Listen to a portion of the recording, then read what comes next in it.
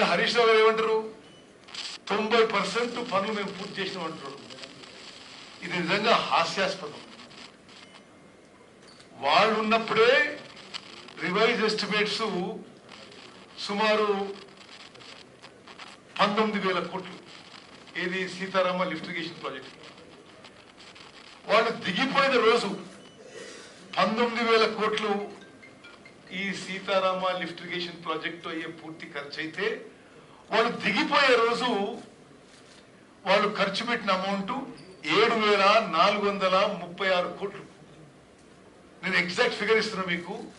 అంటే ఈ Sitarama lift irrigation project కి వాళ్ళ హయాంలో physical or financial progress is 39%.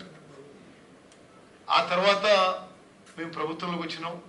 సరే, ఎవరు మొదలు పెడితే ఏంది, రైతులకు మేలు జరగాలి.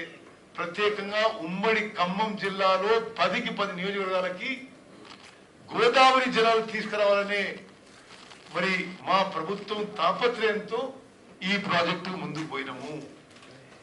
ఇంకో విషయం ఉంటున్నా పెద్ద మనిషి, మేము అసలు మేమే సిడబ్ల్యూసి పర్మిషన్ తీసుకొచ్చినాం అంటున్నాడు. వాస్తవంగా ఈ రోజు కూడా సిడబ్ల్యూసి ఫైనల్ పర్మిషన్ రాలేదు. అంటే ఇంత అబద్ధాలు మాట్లాడితే ఎట్లా?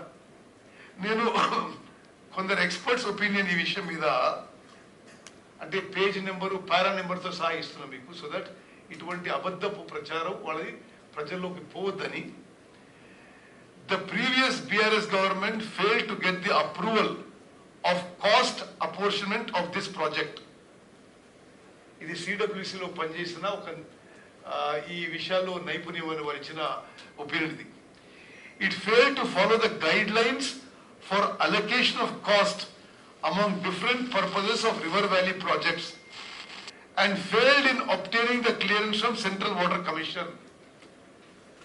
Our Congress government, after coming to power, has followed all proper guidelines and got the approval of CWC dated 5th January 2024 for cost apportionment. దయచేసి మీరు అర్థం చేసుకోవాలి. అంటే సిడబ్ల్యూసిలో ఉన్న వివిధ అనుమతుల్లో ఫైనల్ సిడబ్ల్యూసి క్లియరెన్స్ ఈ రోజు వరకు కూడా రాలే. ఈ కాస్ట్ అపోర్షన్మెంట్ అనేది చాలా ముఖ్యమైన భాగం. Without that CWC will not give final clearance. అది వచ్చింది మా ఫాలో అప్ వల్ల 5th January 2024.